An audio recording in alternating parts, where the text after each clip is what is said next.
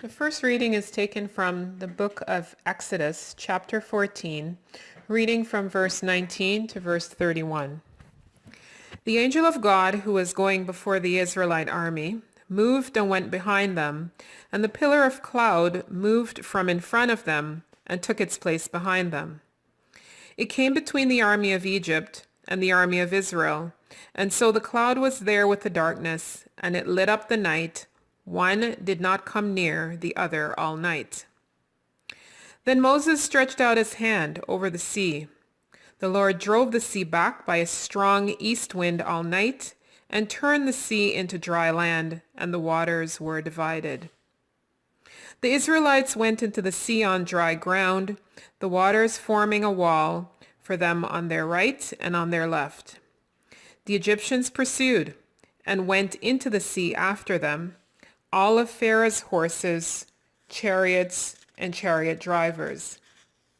At the morning watch, the Lord in the pillar of fire and cloud looked down upon the Egyptian army and threw the Egyptian army into panic. He clogged their chariot wheels so that they turned with difficulty.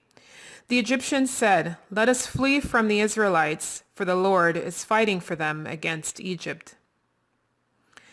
Then the Lord said to Moses, "Stretch out your hand over the sea, so that the water may come back upon the Egyptians, upon their chariots and chariot drivers."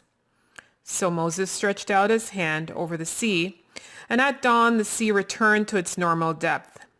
As the Egyptians fled before it, the Lord tossed the Egyptians into the sea. The waters returned and covered the chariots and the chariot drivers, the entire army of Pharaoh that had followed them into the sea. Not one of them remained.